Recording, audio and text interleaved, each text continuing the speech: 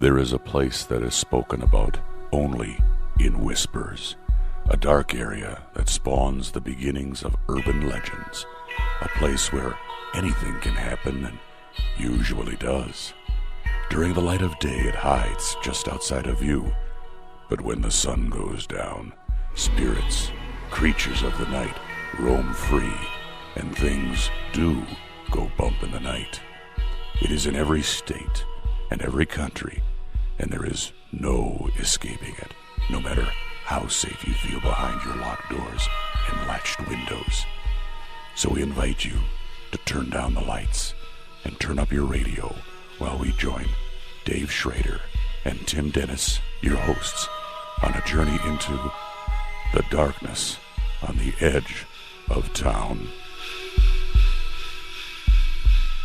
Hello and welcome. You're tuned into the best in paranormal talk radio. This is Darkness Radio. I'm your host, Dave Schrader. That guy over there, the one and only, the incomparable Mr. Timmy D. Hello, Tim. Hey, how you doing? I'm doing good. Hey, we got a brand new Theater of the Mind today. Yes, we do. From Lena Lighton Jubilablulu. I had to ask her. I wrote to her and I said, "Can you tell me how to say your last name?" And she actually recorded it for me twice so I could hear it.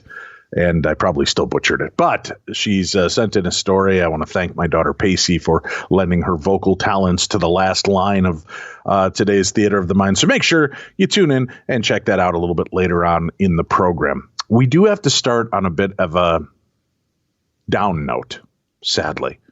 The Mid-Ohio Valley is mourning the loss of a beloved storyteller, artist, writer, poet, and friend. This happened on April 19th. Susan Shepard, who was a past guest here on Darkness Radio, left behind a legacy that will not be soon forgotten. Her talents and impact not only reached people in the community, but people around the country. Friends and family shared recollections of Susan's life and how she brought people together with her art. She is most known for creating the Haunted Tours of Parkersburg, a walking tour of the various spots in a town with a very colorful past. To Olivia Reeder, family friend of Shepard, she created a culture for Halloween and sometimes dark history of the Mid-Ohio Valley. She was the expert. Okay, you've got to ask Susan. It's been that way for years. I don't think people truly grasp the amount of dedication she put into creating her entire culture that we have, Reeder said. With her storytelling ability, Shepard brought paranormal and history buffs to Parkersburg from around the country and earned a spot among top-ranked ghost tours in the country.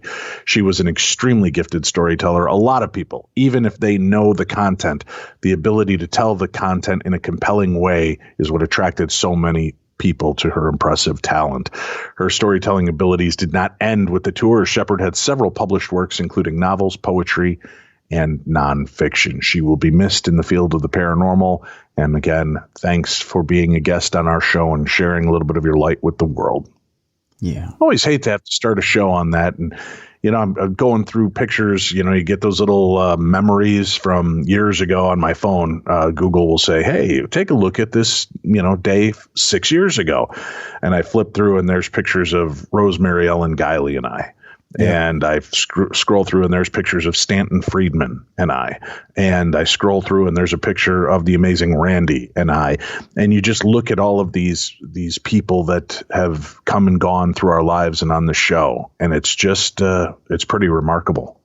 Yeah, I've mentioned it before in the past few weeks of having gone through the archives, and you hear the different voices, and it's in a way, it's heartwarming to hear them again. People say, well, isn't that eerie? It's never eerie to me to hear a past guest who's also a friend, to hear their voice again. It's almost, you want to reach out.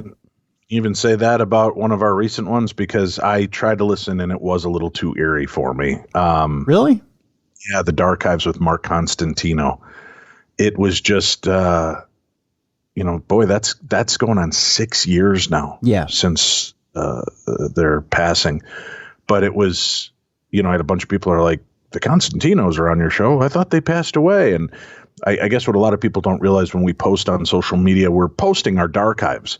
Right. That's a play on words of archives, folks. See, Darchives, because we're Darkness Radio. See how that works? Yeah. Anyway, when we post them on social media and online, it's just to give people a chance to find those original episodes. Because I know this is going to be hard to believe, Tim, some people are too lazy to just scroll and find our archives on their app. Imagine that. Yeah. I try to make it easier for them to find it and put it up there. So we do have some, but that was the only one. It's been great to go back. It's a little painful to hear my original wanderings through this field, but listening to the shows have been great, and it's been fun to hear young, fresh, spry voices on our guests, and just remember how much that show Ghost Hunters helped us out in the beginning. How many of the members came aboard in that first season for us of Darkness Radio to visit with the show. I know that episode you're talking about with Mark, and I know even though you found that eerie, I did. To me, let me wander down a little bit of a controversial lane for just a brief second, if you allow me to. In this, although their end was very controversial, I knew the man quite well, as did you. And it's not their ending I choose to focus on when I listen to these shows. It's the wealth of knowledge they both had and what they brought to the table when I listen to these shows. It's their experiences in the field, and I don't choose to think of how that relationship ended. I don't choose to think of their end. Their end is not the sum of their parts. And when I hear what they bring to the table, I hear their enthusiasm for the field. I hear their enthusiasm for their work. I hear their enthusiasm for their what was on the other side, and what they were finding on the other side, and their experiences, and really their enthusiasm for even interacting with people in the field.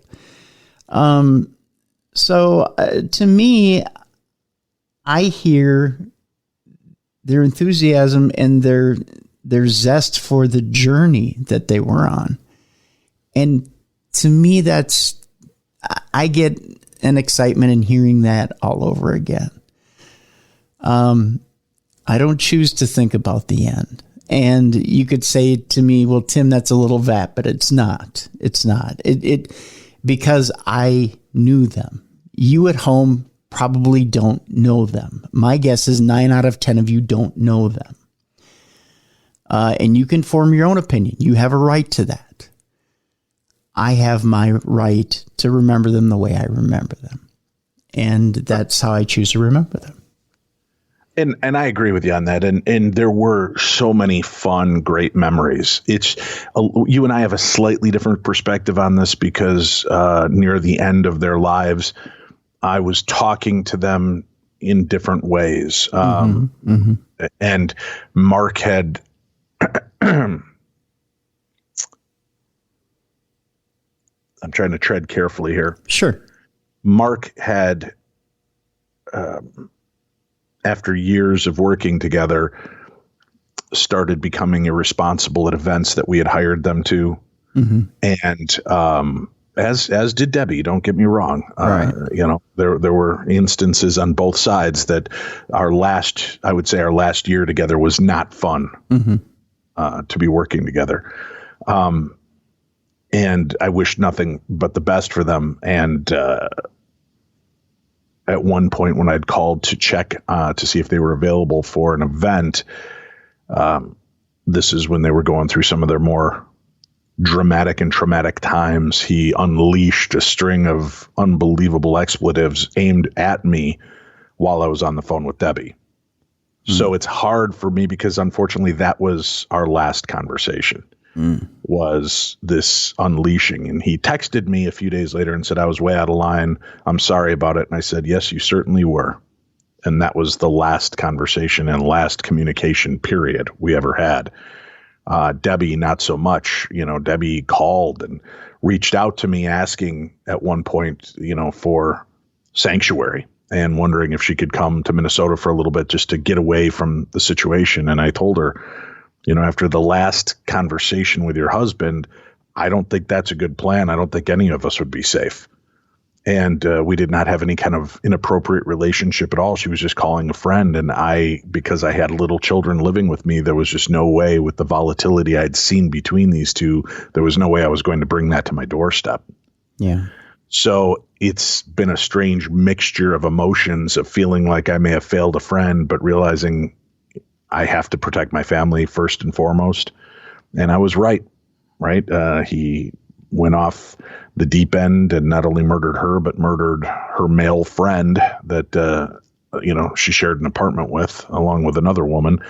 So it was, I have a different vibe to it. So when I hear it, I remember the good times. I remember that first interview, but it's also strange when you are listening back to the voice of somebody that you know is a murderer now. It's hard not to taint some of the magic of what we experienced over, 6 years of working together. Yeah, I get that. I get that too. I guess I choose to remember that moment that they were on, that moment in the setting in which they were on. Right. I think if you tie everything in together and try to say, well, was that the real person I was talking to at the time, or was it the person that ended up in the end? I think you throw yourself into a rabbit hole that you'll never get yourself out of. Because a lot happened between that interview that we listened to and what happened in the end. And you can sit and speculate all day long as to what it was that happened. But I choose to think that the Mark that was in that interview and the Mark at the end were really two different people. Oh, I agree. Yeah, I agree. But that's what makes it, eerie. It's like realizing, hey, I met this guy who was very charming at a party in Florida, and he was such a nice guy. We had this long conversation. What was his name? Ted Bundy. You sit there and you're like, you can reflect back on this positive moment you had with somebody, and then you're like, but it's Ted Bundy. You know what I mean? So it's not that I'm comparing him in that way, but I mean, it's still when there's, he murdered two people and himself. It's just a very. But see, Ted Bundy murdered a lot more than two people. That's what I just said. I didn't mean to compare them that way. Right. It's like, just when you bump into somebody and then you reflect back and you're like, but Jesus, that moment, But it's also guilt because of having watched things de-evolve over the 6 years that we worked. As a friend, you sit there and wonder, was there something we should have said or done? Was there, something at some point one of us could have done to change this trajectory? And that's the tough part. You know what? I think I can answer that part. I think the answer on that is probably no. And I'll tell you why. Because of this, although Mark could be very cordial to his friends and was very, I think I'll put it this way, and I think you'll agree with me when I put it this way. Mark could joke and be cordial with his friends as he was with you and I, but you also saw a side of him when you dealt with him with business, where he could get rough, where he could get to, as you put it, abusive. Mm-hmm. I think it was in his nature all along. Right. Okay. I saw that in him in a moment. I guess privately, I won't tell the story or where the location was, but I saw it in a moment where I don't think he knew I was seeing it. I'll just put it this way. They were across the hall from me and I heard it. And I heard him indirectly talking about people, places, and things, including myself. And he didn't know I was right there as he was saying it. Right. And I heard him talking to her and I heard her talking back to him. I think the chemistry was always there between them, that sure, there was love there, but at the same time, between the two of them, there was a fire there and there was always gasoline being poured on it. I think that's the best way to describe their relationship. Their relationship was never going to end well.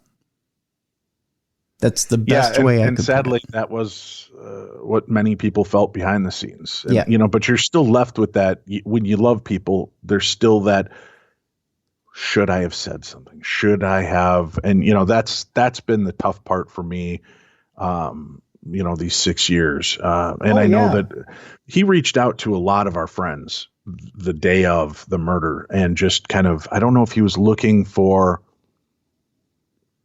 somebody to talk him down without telling them what he was planning, or if he was just saying his goodbyes. I feel really horrible for those that he reached out to and that felt really afterwards, damn it, he called and I said I was busy right then and let's talk a little later. And he said, okay, man, take care. And, those people have to deal with that repercussions. I got a small message and I just felt like it was a goodbye. I don't feel like it was reaching out to do anything but that. Yeah. Yeah. Crazy times, but we've lost a lot of our friends in the paranormal field over the years. And like I said, it's just so interesting to flip through these memories and see me with, Jesse Marcel Jr. and Stanton Friedman and Rosemary Ellen Guiley and Susan Shepard and other guests that we've had on the show that are just not with us anymore. And it's weird. It's weird that here we are 15, really into our 16th season on the air. We've talked to so many people, and I'm sure that we've lost more along the ways that I'm not even familiar with yet because I haven't, nobody tagged us, but we've certainly done our best to reflect on them when it does happen. So hopefully we'll get a break for a year or two and not hear of any more losses. Well, God willing that does happen. But here's the thing too, and I want you to keep this in mind as well. It does seem that in the paranormal field that this happens more times than not, that there are people who seem to pass quicker than in other fields. I'll grant you that. But there's also seems to be a circle of life, and I want you to keep this in mind as well. That when you look at let's say our high school classes, okay, I seem to be hearing more and more about in my high school class people passing away very often. I'm hearing now of high school graduates of mine that are passing away. It seems like once every 3 to 6 months, which is scary for me. I mean, it shouldn't be that way, but that's how it's happening. When I look at it now, we're hearing of people in the paranormal passing away about once every 6 months to a year, it seems like. So it's keeping on pace with that. And when we look at our peers in the paranormal, they tend to be right around our age that are passing away or older. So when you keep that in that frame of mind, or in that frame of reference, it keeps along with, or keeps on pace with what we're looking at. So it isn't unusual, but it is unusual. I think it's because we keep these people so close to our hearts. I think it's because they're always on the top of our minds. It's because we deal with them more closely than we do, let's say, ancillary people that we went to high school with, or, even closer people that we went to college with. Yep. It's that they're in our lives, they're in our hearts, they're in our minds. And we miss them a lot more because they were in our lives a lot more. And it is a shock. Every single time we hear of someone in our field that's gone, it's a blow to the breadbasket. And it really hits hard. That's for sure. Yeah, you're right. I mean, in all those different aspects, it's just, you get retrospective. I posted, and I do want to thank all the wonderful people that responded and the kind comments I got. The other day I just posted, today's the day I kind of questioned my life and path. I wonder if any of it will really matter when it's time to watch the playback. And it wasn't meant in a depressive state, just in the introspective, reflective kind of, you wish you had the bird's eye view of the big picture of what it all looks like, because we get so insular, especially this last year and a half, when you're kind of out there. And you and I, we don't even get the chance to record together anymore. We're always in two separate locations doing this. So it's weird. There's just this kind of chasm, and it makes it a lot more. It brings it a lot more in instead of allowing visual out. But it's been really nice, all of the great comments that people have written to me about our show, about you and I, about our impact on people in the paranormal field, and just people in general. People that I got to be honest with you, I don't recognize 70% of the people writing on my wall with these comments. And it's great that people are coming out to support somebody and do something like this. It means a lot to me. And I know to Tim to see that, there's this kind of caring for the work we do. But I didn't mean it as in anything negative. It was more of what you're a little piece of the puzzle. You just wonder how it looks in the whole cosmic scheme of things. And I was told that that's the supermoon that was affecting my introspective nature the other day. So supermoon, yeah, whatever, supersize me, whatever, something had me just questioning the whole concept. It's 15 years, 16 seasons we're in the midst of here. And sometimes I just look back and I see these archives, and it's great to see that, here's 2006. Here are our friends, Chris Fleming. You can hear the first interview, the first introduction of us to each other. And Chip Coffey and, Jason Hawes, Grant Wilson, Steve Gonzalez, Carl and Keith Johnson, even Brian Hanois, Donna, all of these great people that, you've been in touch with that kind of are ancillary, but they're still a part of your life. You still see them and are out there. That's just a cool moment. But then I look back and I'm like, 16 years gone like that, man. Just here's something weird to think about. Mm-hmm. This December will be 10 years since the last Darkness Radio big event at the Stanley Hotel. Yeah. Yeah. 10 years. We did them for 5-6 years. And I would have sworn if I didn't have to put any thought into it and you'd say, hey, how long ago was the last event? I would have said, it's been 5 or 6 years. But it was 2012, December of 2012. We called it our end of days conference at the Stanley. We went out where we started at the Stanley. And it's like, how did 10 years get by that quickly? So I say that to say this. 2022, I do plan on rebooting Darkness events. So Tim and I will be out there traveling, seeing you guys, hanging out, spending time.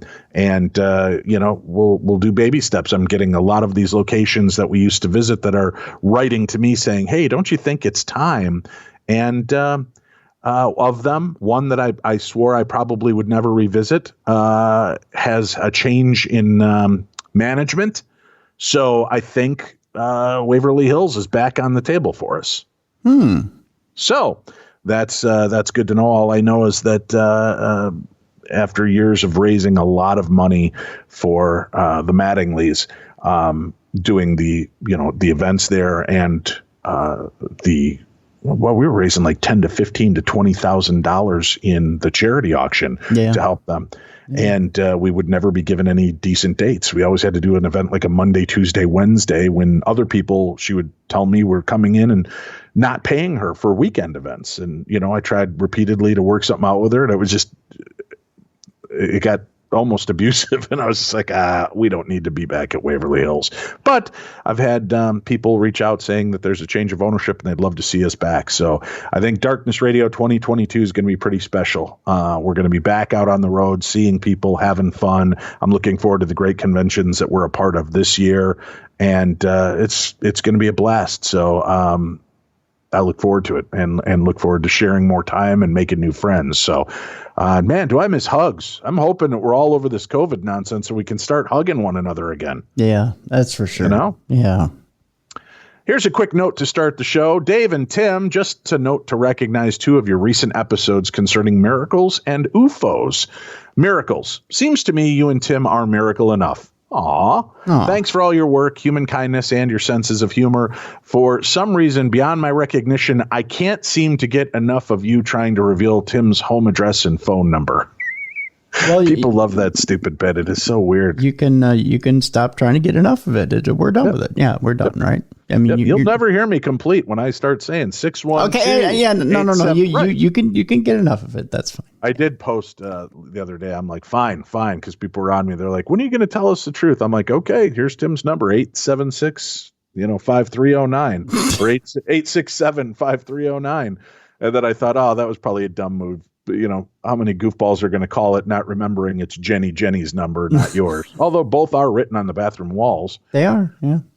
Yeah. Now he goes on to say, as for UFO explanations, things get a bit more complicated. First, there are tons of amazing inventions and technical advancements made by more or less regular human beings, really smart human beings, but humans nonetheless, that should account for the majority of things we see in the sky. Willing to make a side bet, the recently reported sightings by the Navy off San Diego are our own secret unmanned drone thingies. I wonder if that's an official title, a thingy in the military. Yes, it is. Yeah. The second part of the extraterrestrials mystery is more challenging. Remaining evidence seems to indicate the few extraterrestrials out there are unlikely to be benevolent. Their track record with abductees and cattle isn't very damn good. No matter why aliens have chosen to visit Earth, they didn't bother to read any of our local medical books about anesthesiology to enable their probing of abductees to be less painful. And as they seem to have missed a golden opportunity to help out the human race to survive a deadly pandemic recently, they've demonstrated at least a general disinterest in our welfare. It has been human beings, exceptional human beings, that developed vaccines to stop a deadly pandemic killing even more hundreds of millions of people on planet Earth. We will likely be better off with you and Tim and some of those regular human beings born here who understand science and medicine and people. If aliens have no compassion, what can they really offer? Maybe that's why they abduct us occasionally, as they try to figure out why we sometimes demonstrate living compassion and love. Keep your miracles coming. Regards, Len from California. Thank you, Len. That was a very sweet and thought out email. I appreciate that. I guess I'm the only one that appreciates it. No. I do too. I just saw a headline, believe it or not, as you were reading that, about a UFO flying close to a SpaceX capsule. Really? Yeah, it flashed across a screen that's next to my other screen. Well, why don't we do this? One of our first news stories is an audio daily double. Mystery sightings in the sky raise national security concerns. We'll go ahead and play that audio and then read the news story that's flashing across Tim's screen. Tonight, more questions and answers about what appeared to be an upside-down pyramid flying over a Navy destroyer off the coast of California, and a series of pictures showing another mysterious object fly into the water near another warship in 2019. The images obtained by documentary filmmaker Jeremy Corbell. The Pentagon confirming the images are being reviewed by a task force set to brief Congress on what they know about what they call unidentified aerial phenomenon. On YouTube, some suggest it could be planes mistaken by lens blurring. Others point to ship logs that called the objects drones or UAVs. But a former official of a Pentagon program that dealt with advanced aerial threats says for years the U.S. military has encountered mysterious objects that seem capable of traveling more than 11,000 miles an hour or able to transition from air to water without slowing down. Some of these videos are 20, 25 minutes long. In other cases, these things are 50 feet away from the cockpit. But he says most alarming are incursions over restricted nuclear assets. We've actually had some of our nuclear capabilities disabled by these things. If Russia or China had the ability to disable our nuclear strike capability or defense capability, that's pretty significant. That's a concern. And we reached out to the Pentagon about those alleged incursions. They say they do not comment on intelligence matters and that Lou Elizondo left the Pentagon in 2017 and does not speak for the Department of Defense. So, that's how that felt to me at the end. And Louis Elizondo doesn't speak for us. I actually saw that story last night on the news. That exact same story on the news. I actually got that same vibe too when that reporter said that, and he hasn't worked for us since such and such a year. Yeah. Very weird. Yeah. What was your story that popped up? Well, interestingly enough, this just came out overnight. That A SpaceX craft had a close call with a UFO after launching into orbit. If you remember right, there was a SpaceX launch over the weekend, I believe. SpaceX's Crew Dragon Endeavour spacecraft had a close call with an unidentified object before reaching the International Space Station. This, according to a report, U.S. Space Command warned the crew aboard the spacecraft of a possible collision with an unknown object after launching into orbit on Friday. That's this past Friday. The possibility of the conjunction came so close to the closest approach time that there wasn't time to compute and execute a debris avoidance maneuver with confidence. So the SpaceX team elected to have the crew don their pressure suits out of an abundance of caution. This according to NASA spokesperson Kelly Humphreys. At its closest point, the object passed about 28 miles away from the spacecraft, the report said. Ultimately, there was no real danger to the crew or the spacecraft, Humphreys told, I believe it was Futurism magazine. Crew Dragon Endeavour made it to the International Space Station on Saturday. So there you go. Interesting. Yeah. Well, let's go over to Scotland for the next story, Tim. Okay. Also a UFO story. A famed Scots UFO expert returns home after 23 years to crack Bonnie Bridge alien mystery. Huh? A paranormal expert has returned to Scotland in a bid to shed fresh light on a decades-old UFO mystery. Malcolm Robinson of Strange Phenomena Investigations has lived south of the border in England for 23 years now, but has not returned to his homeland, and he's looking now to continue where he left off back in 1998. Malcolm and local councillor Billy Buchanan hit the headlines back when their investigations into sightings around Bonnie Bridge. The pair appeared to 4 prime ministers, David Cameron, Tony Blair, Gordon Brown, and John Major, calling for an urgent probe into what was happening in the skies above this sleepy town. Unidentified objects continue to be seen around what was dubbed the Falkirk Triangle, which branches from Bonnie Bridge to Stirling and Fife. Now, Malcolm has moved to Souchy, Clackmanshire. I don't believe that's a real thing, Tim. Clackmanshire. Or sure. Is that a Clackmanshire? Yeah, that's what it would be. Yeah. So it's Sachet, Clackmanshire. And he is keen to get to the bottom of this mystery and would again be teaming up with former counselor who is now Lord Provost. Ooh, fancy. He said, people have heard I'm back. And we're already getting UFO reports from Falkirk and Grangemouth. Once COVID moves away and we can get out more to different locations, our aim is to look at all these new sightings, hold public meetings, and of course, look at Bonnie Bridge. It's exciting times, and we're looking forward to getting on with our investigations again. The Bonnie Bridge phenomena became public back in 1992. When businessman James Walker said he noticed some strange lights in the sky while driving home. At first, he thought they were stars, but was startled when he saw them move and assume a triangle shape. Now, around the same time, the Sloggett family reported one of the most extraordinary sightings, Tim. The Sloggetts from the UFO hotspot. They claim to have been walking towards Bonnie Bridge at about 7 p.m. on a clear March evening when they saw a circle of light ahead of them. Malcolm said that back in the 90s, the political pressure on the prime ministers hadn't worked, and their calls for a probe were dismissed as the leaders were satisfied the UK's security wasn't at risk. He said, we went down to 10 Downing Street with our petition from the people of Bonnie Bridge, and it all fell on deaf ears. All they said was, as these objects did not constitute a threat to the defense of the United Kingdom, the British government would not open an inquiry. Of course not. The Doctor protects England. Why do they need to make it public when they know Doctor Who's going to handle it, Tim? Well, yeah, I mean, obviously. It goes on to say, we were really annoyed, and we hope to do something similar in modern times with Nicola Sturgeon and other ministers. Bonnie Bridge is a hotspot or window area that seems to attract a higher concentration of UFO reports than anywhere else.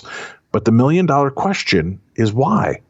There is nothing significant in the land of Bonnie Bridge. There are no military air bases or anything. We simply don't know. All we can say is the people of Stirlingshire are seeing things in the sky that do not conform to conventional aircraft or helicopters.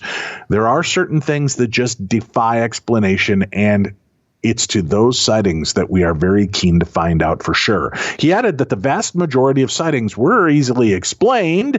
I'd put the figure at somewhere about 95% of explainable sightings. The 5% that remains of that 3% could be our own black budget technology, something akin to stealth aircraft that was flying in the skies for many years and leading to false UFO reports. But that leaves 2%, 1% of which could be rare atmospheric phenomena, something akin to ball lightning. That's 1% left, in case you're following along on the math, Tim. Mm-hmm. And that's the fly in the ointment. These are classic UFO sightings that have not just been seen in Scotland, but the world over. Our job is to find out exactly what is going on with these and try to provide a rational explanation to the people of Scotland. Now, Malcolm added that the anticipated release of a new UFO Pictures from America could help solve the mystery. He said it's causing quite a stir in the UFO community. A certain faction of the American government are keen to realize what they claim is some new UFO sightings that have never been seen before. This will allegedly be released June of 2021. Needless to say, any information of that magnitude will be world news, and we're hopeful that the information will provide some form of answer, perhaps, or will it simply deepen the mystery even more? I don't know the answer to that. Yeah, I can't say I do either. Yeah. But I do know the answer to this, Tim. What's one of the favorite points of every supernatural news Parashare? The point where you sing Phenomena? Do. No, Tim, it's Theater of the Mind. Oh. That's up next when we return to the best in paranormal talk radio. I'm Dave, that's Tim. This is Darkness Radio.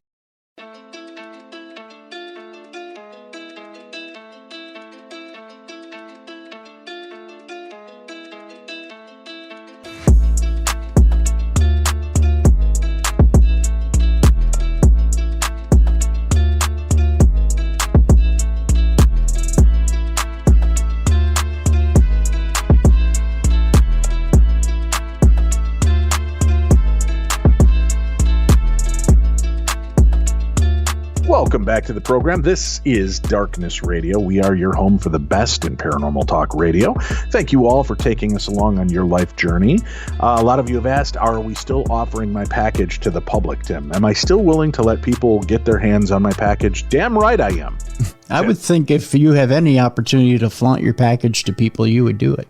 Right. I will, and I shall. And here's how you can get your hands on my package. Just email me, dave@darknessradio.com. And, Tim, I don't know if you know this about me, but I have many packages. What? Yeah, it's true. So let's say you just want a decal, a Darkness Radio decal to splatter on one of your vehicles, or perhaps on your husband or wife's back. Whatever. I'm not here to judge. My God. No. If you want one of these decals, I've got them available. They're $10 plus $5 shipping and handling. Maybe you don't need a decal because you like to keep your car pristine, but damn it, you wish you had a copy of my book, The Other Side, A Guide to Ghost Hunting and the Paranormal. Well, I've got those available for just $15 plus $5 shipping and handling.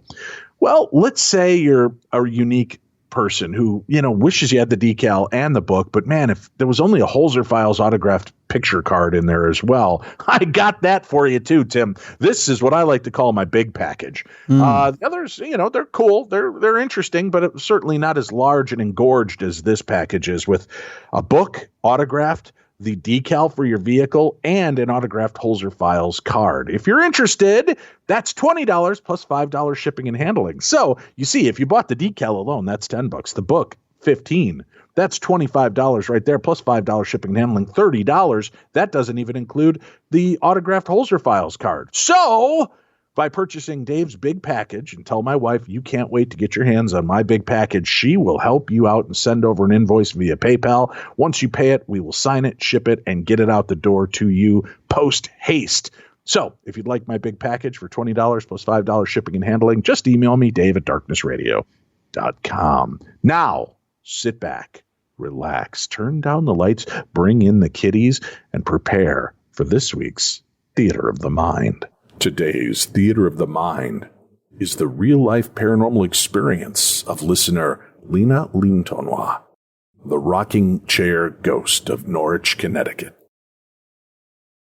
It was 1984, I was newly married to a Navy man and newly transplanted to New England. I'd come straight from the middle of the no-holds-barred Los Angeles punk music scene to a sedate and conservative military lifestyle in Connecticut, where my husband was then stationed. To say it was a bit of a culture shock would be putting it lightly, but it was nothing compared to the eerie shock that was to come just a few months later. We lived on the top floor of an older house in Norwich, which was being rented out by one of my husband's shipmates. We were the only married couple there, the rest of the house being occupied by single guys from the submarine that my husband was on. My husband was gone a lot of the time, and being newly arrived, I didn't actually know anyone, so it got pretty lonely. But luckily for me, around the corner and behind the house was another Navy family, and I soon became acquainted with the wife, Melody, who had 4 boys and a husband who was gone even more than mine was. We became friends, and I started spending time with her and her kids at their house.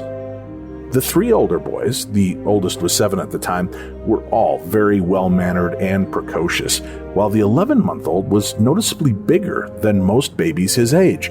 He was about the size of a large 2-year-old, and his mother affectionately referred to him as her monster baby. They all seemed really well adjusted and happy, and I enjoyed spending time there. One of my early visits, Melody gave me a tour of the house. The house was a ranch style with 2 bedrooms off the living room and a much smaller room off the dining room where the baby slept. On the opposite end of the house was a large kitchen, on the other side of the dining room from where the baby's room was. The back door, which was used as the main entrance by everyone as it was easier to access, led right into the dining room from a little foyer. It was a pleasant house, very homey but busy, with all those boys underfoot, and I didn't feel anything off-putting in the main areas of the home. I was impressed with the size of the kitchen, which seemed to extend the entire length of that side of the house, and was very roomy. Even the laundry area was in there with plenty of room to spare. As we stood in the kitchen with me looking around, I noticed another door, just behind the main kitchen area, and I asked about it. I assumed it was probably a broom closet or perhaps the pantry. I was definitely not prepared for the answer that she gave me. Melody told me that it was another bedroom, but that they hadn't gotten around to doing anything with the room yet, which struck me as odd, as they'd already been living there for a few years by then. With the 3 older boys all sleeping in one bedroom and the baby only getting bigger, I would have thought that having another bedroom would be something that they'd want to focus on. But then she told me something that explained why the hesitation. She said that a previous resident of the home had committed suicide by hanging himself in that room. She opened the door to the room, and I had not just heard the history behind it, I would have wondered what they were waiting for. The room was large and absolutely empty, not even being used for storage. It was bright and sunny due to several large windows along one side. The floor was worn and painted turquoise, with the painted rug still partially visible. I glanced up over the painted rug area and noticed the round molding on the ceiling where a light fixture had once hung. I figured this was likely where the previous resident had hung himself from, though it was probably just my imagination. Given the story I just heard, it did feel a bit oppressive in that room, and I was glad when she ushered us out and closed the door behind us. Not long afterwards, Melody asked if I would be willing to babysit for the boys, so she could attend a wives' club's meeting for her husband's boat. Now, for background, wives' club meetings are sort of an official meeting where wives are given information about their deployed husbands and anything else that's needed to be passed on. They are important to Navy wives, as that's the main way the information is given, due to confidentiality and security issues. Melody hadn't been able to attend a meeting in a long time, as she didn't have someone to watch the kids, so I immediately agreed. That evening I arrived, and it was still light. After letting me know she might be a little late, she told me she'd leave her house keys with me just in case and help myself to anything in the fridge. After she left, I checked on the baby in his crib. He was asleep, and played with the other boys until it was their bedtime. I settled onto the couch to watch the movie Logan's Run on TV. About 30 or so minutes in, I developed a sudden craving for a fudgicle, and I got up to go to the kitchen. As I got to the doorway that led to the dining room, movement to my right caught my eye. As I turned to look, the hairs on the back of my neck rose, and an electrical current ran up my spine. The rocking chair that was right next to the doorway to the kitchen was rocking, most enthusiastically. I stood in that doorway, not moving for at least a minute, just watching the empty chair rocking back and forth by itself. Although I couldn't see anyone in it, I got the uncomfortable feeling that whoever was there was watching me and enjoying that I was scared. At that point, I thought to myself that perhaps I didn't really want that fudgicle so much after all, and slowly backed into the living room and sat back down on the couch, never taking my eyes off that still rocking chair. As I sat there, the chair continued to rock for several more minutes, then gradually slowed down and finally stopped. Still feeling uneasy, I considered that when Melody eventually returned from her night out, I would need to go open the door for her. The door was right next to the rocking chair. And if that wasn't bad enough, I started hearing sounds that made my heart stop. The baby was starting to wake up. No. I started praying that the baby would fall back asleep, and for about 5 minutes, all was quiet again.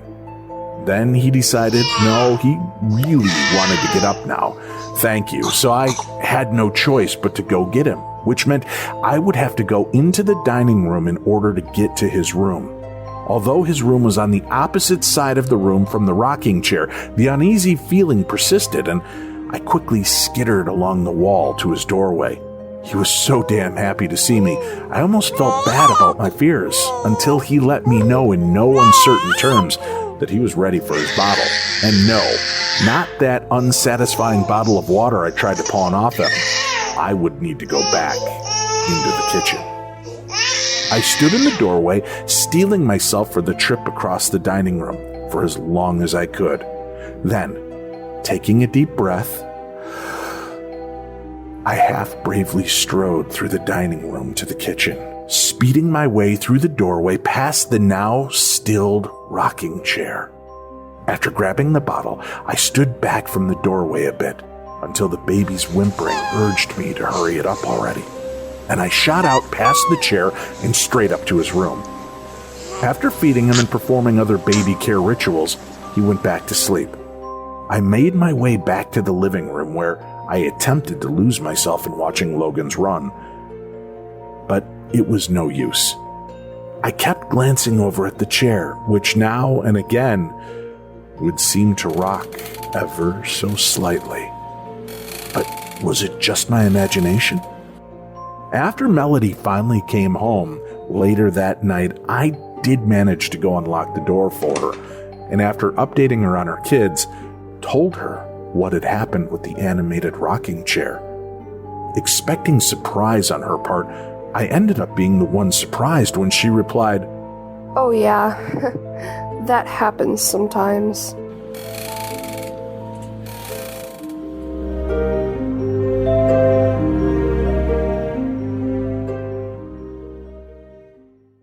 Fantastic. If you have a story that you want to send to us, and you can write it in a nice narrative and broken paragraph forms with punctuation and auto correct, I would love to have your story featured on our episode as well. You can email me your stories, dave@darknessradio.com. Or perhaps that you feel like you want to tell the story yourself. You can record it and then send us that recording, and Tim will put it up as a theater of the mind and add a little music and elements to it as well. So you can do that by emailing it to dave@darknessradio.com. Or if you'd like to just call and tell us your story, 651-300-4977. That's our Voices from Beyond voicemail. 651-300-4977. One more time, 651-300-4977. That's how you can call in. You have 3 minutes to tell us your weird and supernatural experiences. We want to hear your real life paranormal experiences. But Dave, my story's 5 minutes long, not 3 minutes long. Well, hang up and call right back and finish telling us the last 2 minutes of it. And Tim will knit those pieces of the story together and we will play it in its totality. So if you have done that and you haven't heard your phone call on the show, it's probably because you got cut off and never finished the story. So we have nothing to go on, and we can't play a story where it's like, and then I was running from the basement as I could hear the cackling of the screaming headless horseman. He pulled off his head, and we can't play that. We need to know what happens next. So make sure that you wait for that 3-minute beep, call right back, reintroduce, and then go right back into the story. That's all we're asking, Tim. Is that asking so much? No, not at all, because otherwise you got a cliffhanger that's all hanger and no cliff. Yeah. Speaking of Cliff, my son Cliff sends his many thanks to all of you, the great heroic listeners of this program who helped him achieve over $7,000 in the Polar Plunge, helping to raise money for the Special Olympics. So thank you very much. That's right. We closed out at $7,000. A few people went in and still made more donations. We're close actually to $7,200. And yes, it is still open. If you'd still like to donate, you certainly can. Or you can hold off and do it again for us next year. And let's have an $8,000 year next year. But thank you from the bottom of my heart and from the bottom of my son Cliff. Well, not from the bottom of him, but from, the bottom of his heart as well. Right. Fair enough? Fair enough. Yeah. All right. Let's see. We've got more news to share, Tim. I don't know if I've told you about that, but this is a news day. Yeah. And got a lot of things to share. Let's go to the Daily Star, Tim, where you get the best of all news. Okay. This is a new DIY. I don't know if you're a big DIY guy. I'm more of a pay somebody else to do it because I'll probably screw it up guy. I've done my fair share of DIY in my day. Yeah. Well, there's a warning that comes with this article. Okay. Distressing content. A craze of DIY exorcisms in Russia, where parents are seeking to help drive out the demons, has led to young kids being gagged, beaten, and in some cases whipped to death. People across Russia have reportedly died in horrific circumstances dubbed an exorcism craze, which has soared since the collapse of the Soviet Union. The Russian Orthodox Church has recently warned against DIY exorcisms and cautioned casting out demons should only be carried out under the guidance of qualified priests.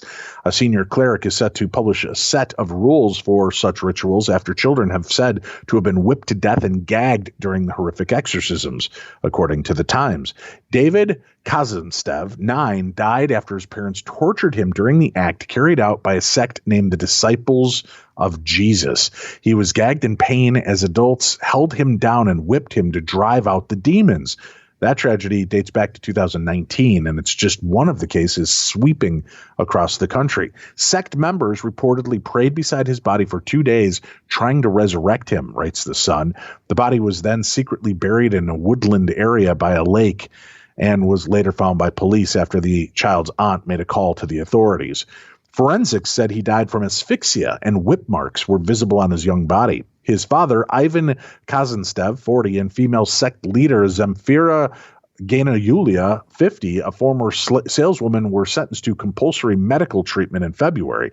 Dr. Alexander Neneviv, an expert on religious cults in Russia, said, in this sect, it is believed that sinfulness should be beaten out of children. My kids would be beaten 42 hours a day if that's the case, Tim, and still would have to wring out more of their sins. I'm not saying I would beat my children, folks, so don't send me emails. It was necessary to fight the devil. When punishing a child, you should not pay attention to his or her suffering, because in hell, he or she is going to suffer even worse. Yikes, that's some scary thoughts. Of course, a person whose head is filled with such nonsense is simply not able to understand that a child shouldn't be hurt.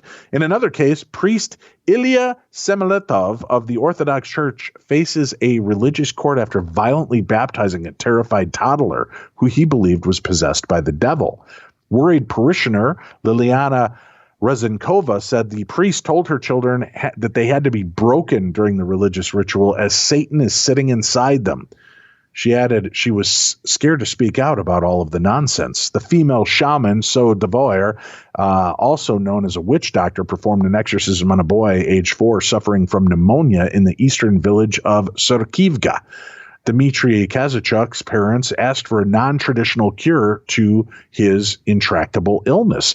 Devoyer said that the boy was possessed by Lucifer and ordered the parents out of the room. However, when they returned, Dmitry was on the floor dead. Exorcisms began to become more popular in the 1990s following the collapse of the Soviet Union.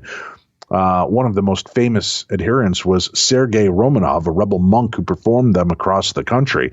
He was arrested last year for inciting suicide after he and his followers seized the Serdunlutsk monastery in the Ural Mountains. The former police officer was previously convicted of murder, robbery, and assault and served 13 years behind bars. And now he's a rebel monk. That sounds like a Jean-Claude Van Damme return movie, doesn't it? It does, yeah. The rebel monk. Yeah, he was illegally imprisoned for murder, robbery, and assault, and now he's a rebel monk. He's a monk with a cause. With sidekick Jason Statham. That'd be pretty cool, actually. I think I'd watch that. Yeah, I would too. People, don't. If somebody's going to tell you have to beat your child to get the devil out of them, no. No, not true. Please don't do that. Don't follow that edict. Look for help from somebody else. That's all I'm asking. Just look for help from somebody else. It's never about beating them or severely drugging them. And a real priest and religious person will know what to do to help out. So, bear that in mind. Something else to bear in mind. I'm going to be at the Parashare at the Ohio State Reformatory, May 22nd and 23rd. That's right. I'm back at Mansfield Reformatory, Tim. I'll be joined by Adam Berry, Amy Bruni, Dalen Spratt, Joanne Moss, Marcus Harvey. That's right. The Ghost Brothers are going to be there. The cast of Kindred Spirits. Ben Hansen will be on hand, as will I. And there's tickets and information available at darknessevents.com. Phenomenology returns to Gettysburg June 3rd through the 5th.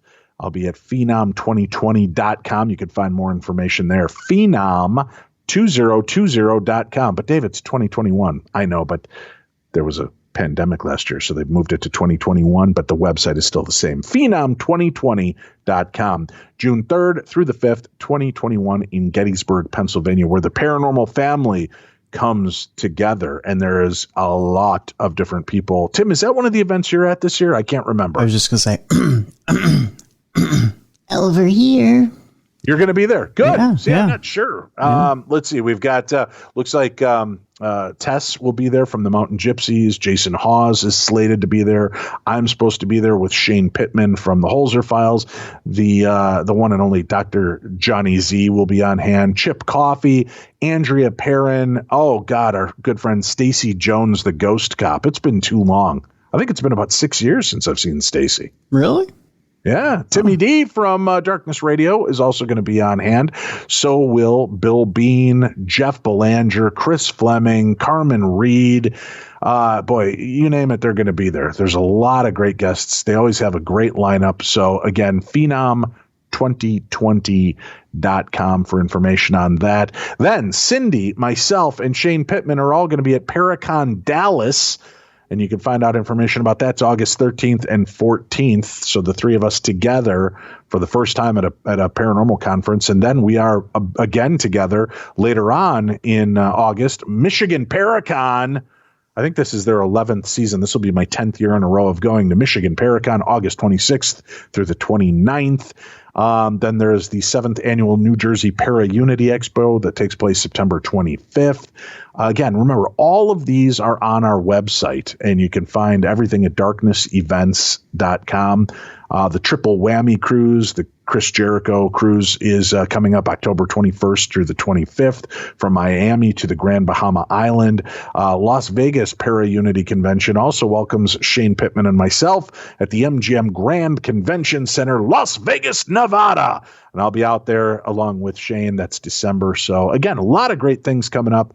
We're already starting to book up 2022. So go check out darknessevents.com. You can find ways to visit with Tim and I. We'd love to see you. Tim and I will you could be the meet and our best friend sandwich hug. How about that? Yeah, it sounds good. Can I mention one thing real quick about our good friend Chris Jericho? He actually donated $2,000, actually $2,500 to, I don't know if you know this or not, but Steve Mongo McMichael has ALS. And you can actually find the story online about, he's not doing very well. In fact, if you were to see him in this story, there's a video story out there right now. It would absolutely shock you, the condition that he's in right now. They recently bought him a wheelchair. He's not quite wheelchair bound right now, but he's at the point where he's making plans for his decline. He's at the point now where his legs are starting to fail him. His arms have started to fail him. He's lost something like 150 pounds. He's rail thin. He's losing his voice.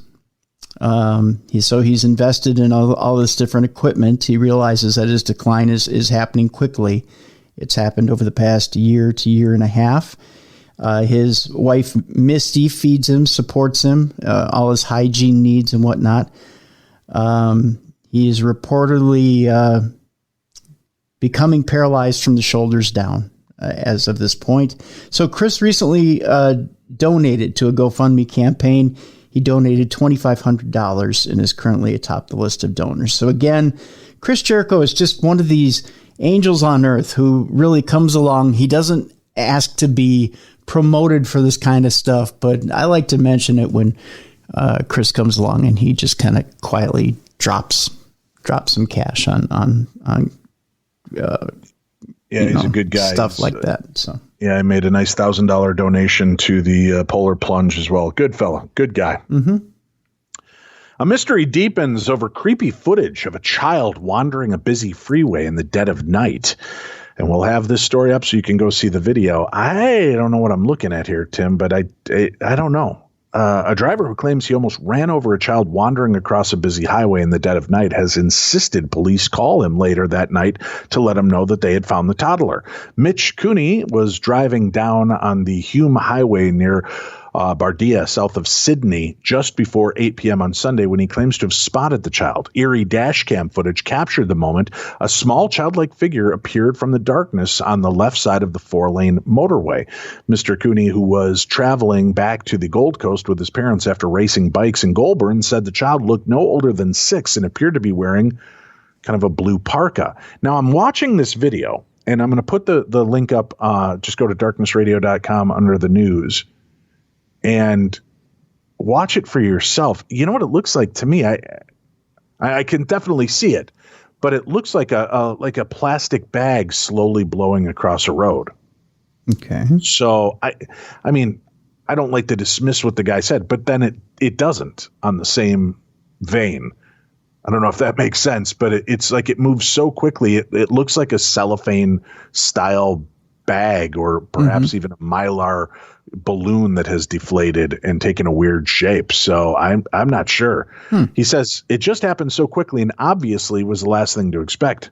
He told the Daily Mail Australia. He said he was about 3 to 4 kilometers away from the Liverpool exit sign in Bardia when he spotted the child. The sportswear CEO was unable to pull over in his ute while towing a toy hauler. So his mother, who was in the passenger seat, called 000 at 7:41 p.m. on Sunday night, which the New South Wales police have confirmed.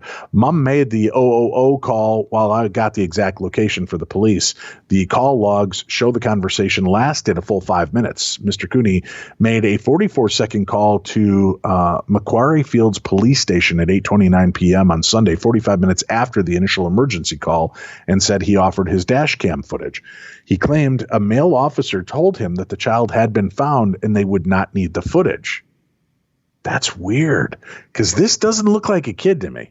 The only reason I posted the video on the dashboard cam is because I thought the kid was safe and felt okay posting it. Police told Daily Mail Australia they searched the area. However, no child was found, and the search was called off at 3:45 a.m. Officers said there were no reports of missing people in that area.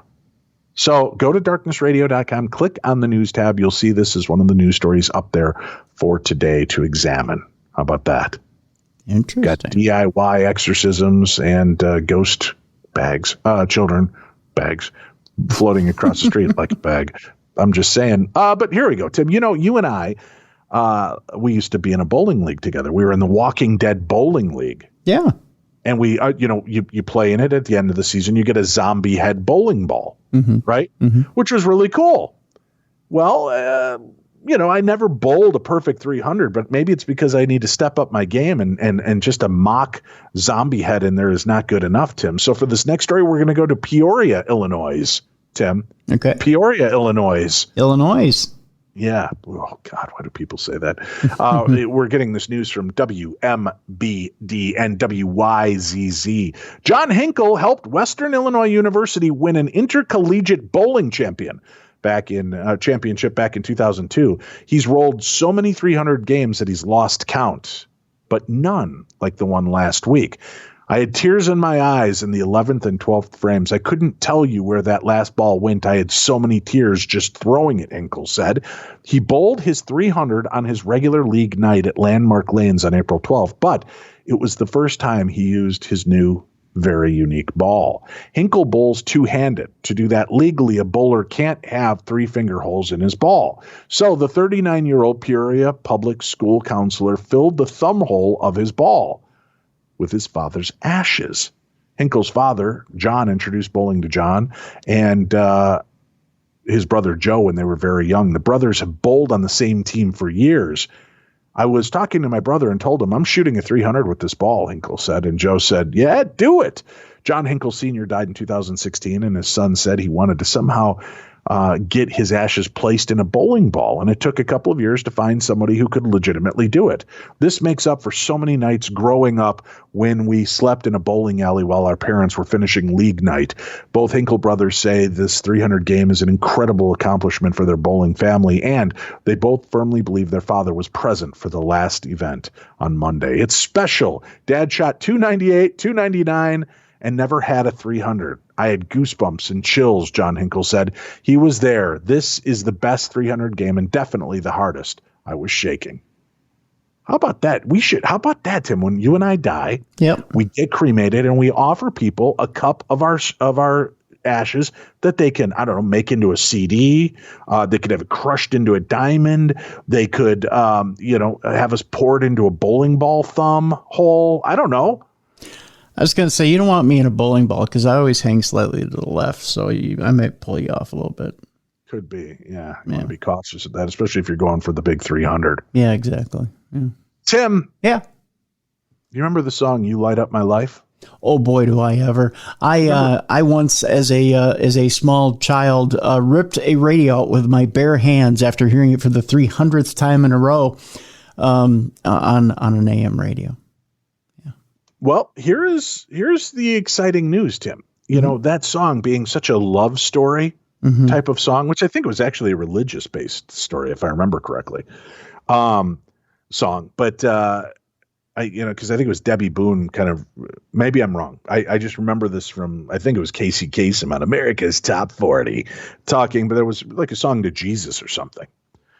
You Light Up My Life. But that song's going to have a whole new meaning for this next story, Tim. Okay. Amanda Liberty, you know her. She previously had a relationship with a drum kit. Oh, yeah. She now intends to marry a chandelier, Tim. Not everyone finds it easy to form intimate relationships with humans, which is why some people, such as 37-year-old Amanda Liberty, became infatuated with inanimate objects instead. Liberty has been in the news a few times over the years due to her unusual choice of romantic partners, which have ranged from a drum kit to the Statue of Liberty, after which she is named. Her latest conquest is a 93-year-old German chandelier named Lumiere. Should be a French chandelier at that point then, right? Be our guest, put our chandelier to the test. I don't view them as inanimate objects as most people do, she said during an interview on the Channel 4 TV show Steph's Packed Lunch. You know the term animism? It's more common in Japan. It's when people sense an energy from an object. It's not just a sitting object. It has an energy you can get to know. Oh, I bet my couch and bed hate me. Probably, yeah. I'm going to say, pushing my big fat ass on it all the time. That's how I feel. It's never a moment that I'm in love. Liberty acknowledges, however, that her love for objects is difficult for others to fully understand. I didn't understand it for a long time, to be honest, but I always accepted myself, even though I didn't understand it. Even now, it's hard to explain. I don't know why I fall in love with objects. I can't explain it, but I've accepted myself for who I am, and this is why I came here, because I want everybody else to just accept and be happy, because it makes me happy and content. You go, girl. You marry Lumiere, the German chandelier. Jawohl, der Kommandant, I know nothing. Which was featured in Hogan's Heroes? I don't know. That's a thing? People fall in love with objects? Yeah. You know, I don't know. Mm-hmm. I mean, I know a lot of guys that love their car, like unnaturally love their car. Like, you know, one of those kind of stories where you're kind of like, dude, you're kind of getting weird. Well, there is such a fetish, such as, you know, really loving your car. I don't know if you know that or not, but yeah, I remember. I think we've read about it on the show at some point. Yeah. Where guys that were making love to their tonics and gin. Yeah, and there's such Chevy and Paula's, whatever. There is such a thing as getting your banana stuck in your tailpipe. So, yeah. I'm not going to fall for that banana in the tailpipe gag. I just sent you another story that's an audio daily double. Can you run that for us? Yeah, if you give me just a moment here. I certainly can. Naples Police Department, this is Naples, Florida, is searching for a woman accused of witchcraft fraud. And this comes from WINK, Rachel Cox Rosen reporting it. That's right, from the great Wink itself. We're going to search for a woman accused in witchcraft right here on Darkness Radio. The search is on for this woman accused of using witchcraft to take tens of thousands of dollars away from our neighbors. Naples police say that she offered spiritual services and stole money from at least 10 people. Her flyer guaranteed promising results if you're having relationship problems. Now, the Night Beat's Rachel Cox Rosen is live in Collier County tonight. And Rachel, what did she tell one victim to do? Well, investigators say she told one victim to sleep with 3 eggs underneath of his bed. He then brought them back to her. She waved them over his head and his face. And then get this, she cracked each egg open. Inside was a worm, nails, and blood. And police say this was just the beginning of her fraud.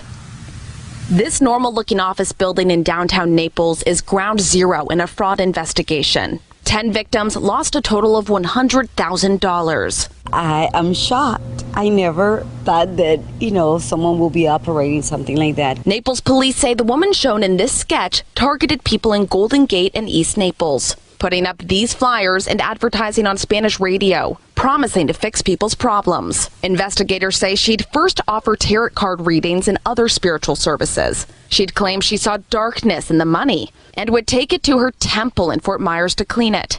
But she'd never return it. But when I see something like that, naturally, nobody like that. So they take advantage for innocent people that maybe they have no money, they take advantage.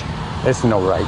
Naples police hope someone will recognize these sketches. Wink safety and security expert Rich Kolko says she won't be able to hide for long. She didn't just do this one time and then disappear. So she has set up shop somewhere else, and that tip is going to come into law enforcement that this person is doing the same scam, maybe just a few miles away. And investigators say one victim even brought her over $29,000 in cash. The suspect's sketches are up on the Wink News app. Live in Golden Gate, Rachel Cox. $29,000. I'm not putting people down. I know sometimes you want to find a reason for why things are bad in your life. Sure. But when it gets to the point that you're giving people, somebody's asking you for multiple thousands of dollars because your money's tainted, take it to the church and have your priest bless it. He'll do it for free and probably a $5 tip or $10 tithing. But don't bring it to somebody who claims that they can remove it with black smoke and will burn it. And there's a lot of those people. And those are the ones that give a bad name to real mediums and psychics that have abilities. You want to know who gives a bad name to something? Evidently, the Wink News team, they called it a tarot reading, and evidently got the Pope to comment on it because he was on the street corner just to give an opinion about the whole story, Dave. I don't know if you heard him on the news, but he was there on the street corner in a mask, just talking to a reporter there. Talking to her, huh? Yeah. Oh, God. You sound a lot like my personal chef, Mr. Boyardee. Also Really? fluent in English and American. Oh, I see, yeah. Yeah. Huh. Oh, my God. Detectives are perplexed by a mysterious Oregon set of cow mutilations. This is a brand new story from just days ago, Tim. The udders have appeared to be removed with precision, straight, even cuts as if made by a sharp object. The reproductive system has been cut out cleanly as well and without disturbing any other organs. There was no indication of predator activity, and perhaps strangest of all, scavenging animals appeared to have hardly even touched these 6 cow carcasses found in a 7-day span this year on a ranchland in rural Crook County. Detectives with the Crook County Sheriff's Office, longtime ranchers, and a Prineville veterinarian who reviewed evidence from an ongoing case say they're stumped by the unnatural deaths. But the mutilated cattle might be more ordinary than they seem, according to Brian Dunning, a Bend-based podcaster committed to deflating wild claims. This reads like a very typical case, he said. Crook County Sheriff John Gautney said his office had no leads, but cautioned there's no reason to panic. We've had cases like this over the years, Gautney said. They seem to come in groups and then just go away. We're not speculating on how these things are happening as we try to keep an open mind and look at all possibilities. Mutilated cattle have been reported in the American West since at least the 1960s. There have been multiple recent cases of bull mutilations in Harney, Wheeler, and Umatilla counties in eastern Oregon. But now beef cattle have turned up dead in the remote ranch lands outside of Prineville, bearing signs common to the cattle mutilation phenomena. The current string of cases began February 27th when Crook County Sheriff's Office Deputy Scott Durr, that's an unfortunate name, Tim. Hey, Officer Durr. Do you think they pick on him? That would suck. Oh, I bet they do, yeah. Wouldn't you change the name to like Purr, Officer Purr? I don't know. That wouldn't be any better. Yeah. Deputy Scott, Sheriff's Office Deputy Scott Durr was dispatched to suspicious circumstances at the 96 Ranch on southeast Van Lake Road. Owner Ricky Shannon said one of his herd had been discovered dead 2 days earlier with an odd cut down its spine. Shannon, who lives on the ranch with his 2 sons, reported no predators or birds that touched the cow. There were no tracks, and there is no blood surrounding it. The cow's left cheek, tongue, and 3 of its teats had been cut away cleanly, but the eyes, usually the first body part to be scavenged after death, were untouched, and there are no bullet holes, and a scan of the cow by a metal detector turned up nothing. The cow was about 200 yards from the road near the edge of a field and some juniper trees. There were no vehicle tracks near the dead animal, no footprints of any kind. The mystery deepened a few days later on March 4th, when Casey Thomas, manager of the GI Ranch on Lister Road in Paulina, reported that one of his herd of around 5,000 appeared to have suffered a strange death. Crook County Detective Javier Sanchez arrived to find a deceased black Angus cow laying on its side. Hair had been removed near the stomach. All 4 udders were cut off, and its left cheek, tongue, and sex organs were removed. Between the front legs, an uneven patch of hair was missing, and in the middle was a prick mark. Oh, how do we know that? Sanchez wrote in the report. The next day, Crook County's Sergeant Timothy Durham was dispatched to a report of a wolf kill at McCormick Ranch on southeast Bear Creek Road, but it was apparent no wolf took this cow down. Well, that's kind of a weird rhymey thing, isn't it? No wolf took this cow down. Durheim noted several straight incisions on the animal. One udder had been removed, and a circular cut was made around the anus and the reproductive organs removed without puncturing the gut. The left cheek, left eye, and tongue had been removed. Again, I noted straight, clean incisions where the cheek had been, Durheim wrote in his case report. Durheim examined the carcass and found a puncture wound between the neck and shoulder. He found no bite marks. There were no apparent animal or human tracks immediately surrounding the carcass and only minimal blood in the area, Durheim wrote. I know from personal experience that if an animal is killed or scavenged by predators, there's typically a large, bloody, messy area surrounding the carcass.